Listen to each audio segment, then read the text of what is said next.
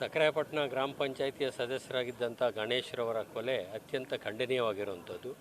ಸಕರಾಯಪಟ್ಟಣ ಭಾಗದಲ್ಲಿ ಕಾಂಗ್ರೆಸ್ಸಿಗೊಂದು ನೆಲೆಯನ್ನು ತಂದುಕೊಡಲಿಕ್ಕೆ ಮತ್ತು ಚುನಾವಣೆಗಳಲ್ಲಿ ಅದಕ್ಕೆ ಯಶಸ್ಸು ಸಿಗಲಿಕ್ಕೆ ಅನೇಕ ಅವರ ಸ್ನೇಹಿತರೊಟ್ಟಿಗೆ ನಮ್ಮ ಪಕ್ಷದ ಮುಖಂಡರೊಟ್ಟಿಗೆ ಸೇರಿ ಸಾಕಷ್ಟು ಪರಿಶ್ರಮವನ್ನು ಅವರು ಮಾಡಿದರು. ಜೊತೆಗೆ ಅನೇಕ ಸವಾಲುಗಳನ್ನು ಆ ಕಾರಣಕ್ಕೋಸ್ಕರ ಎದುರಿಸಿದರು.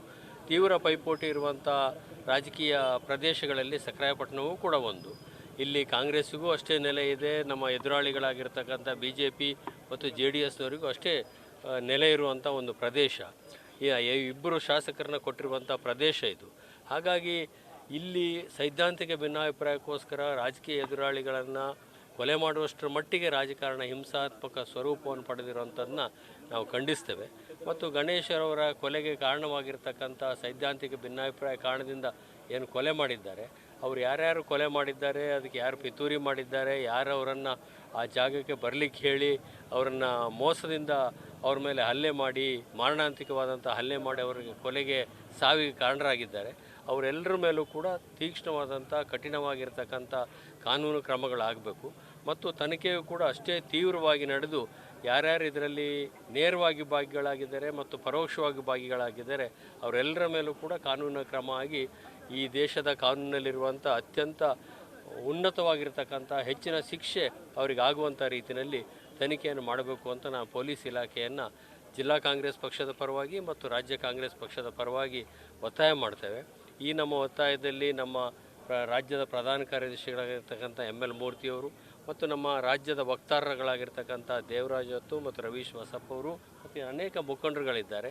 ಇದು ಜಿಲ್ಲೆ ಮತ್ತು ರಾಜ್ಯದ ಪರವಾಗಿ ನಾವು ಮಾಡ್ತಾ ಇರುವಂಥ ಒತ್ತಾಯ.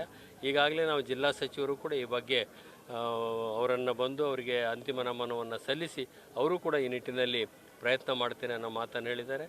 ಈ ಕ್ಷೇತ್ರದ ಶಾಸಕರಾದಂಥ ತಮ್ಮಯ್ಯನವರು ಕೂಡ ಈಗ ಇಲ್ಲೇ ಎಲ್ಲೋ ಇದ್ದಾರೆ ಅಥವಾ ಈಗ ಬಂದು ಹೋಗಿದ್ದಾರೆ. ಅವರು ಕೂಡ ಈ ಒತ್ತಾಯವನ್ನು ಮಾಡ್ತಾರೆ.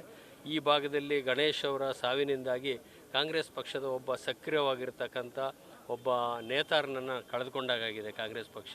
ಅದು ಅಷ್ಟರ ಮಟ್ಟಿನ ದೊಡ್ಡದಾಗಿರ್ತಕ್ಕಂಥ ನಷ್ಟ ಕಾಂಗ್ರೆಸ್ ಪಕ್ಷಕ್ಕೆ ಮತ್ತು ಅವರು ಪ್ರತಿನಿಧಿಸ್ತಾ ಇದ್ದಂಥ ಸಿದ್ಧಾಂತಕ್ಕೆ.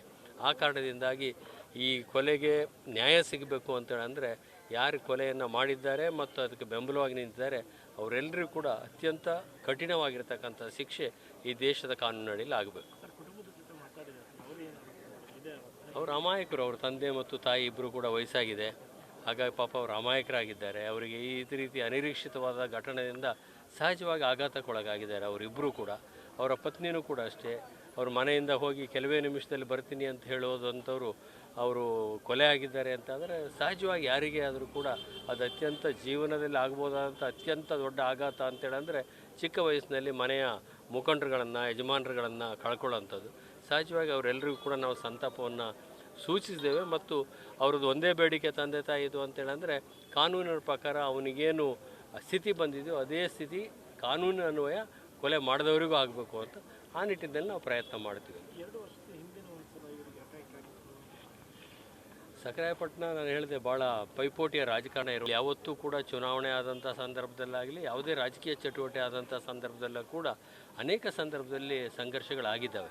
ಅದು SR ಲಕ್ಷ್ಮಯ್ಯನವರು ಇದ್ದಂಥ ಸಂದರ್ಭ ಇರ್ಬೋದು, ಅಥವಾ KB ಮಲ್ಲಿಕಾರ್ಜುನ ಶಾಸಕರಂಥ ಸಂದರ್ಭ ಇರ್ಬೋದು, ಅಥವಾ ನಮ್ಮ ಬೀರೂರಿನ ಮಾಜಿ ಸಚಿವರು ಮಲ್ಲಿಕಾರ್ಜುನ ಪ್ರಸನ್ನ ಅವರಿದ್ದಂಥ ಸಂದರ್ಭದಲ್ಲಿ ಇರ್ಬೋದು, ಅಥವಾ ನಮ್ಮ ಮಾರ್ಗದ ಮಲ್ಲಪ್ಪನವರಿದ್ದಂಥ ಎಲ್ಲ ಸಂದರ್ಭದಲ್ಲೂ ಅತ್ಯಂತ ಪೈಪೋಟಿಯ ರಾಜಕಾರಣವನ್ನು ಈ ಪ್ರದೇಶ ನೋಡ್ಕೊಂಡು ಬಂದಿದೆ. ಮತ್ತು ರಾಜಕಾರಣದಲ್ಲಿ ಭಾಳ ಸಕ್ರಿಯವಾಗಿ ನೇರವಾಗಿ ಭಾಗವಹಿಸ್ತಕ್ಕಂಥ ಮುಖಂಡರು ಇಲ್ಲಿ ಎಲ್ಲ ಪಕ್ಷಗಳಲ್ಲೂ ಕೂಡ ಇದ್ದಾರೆ.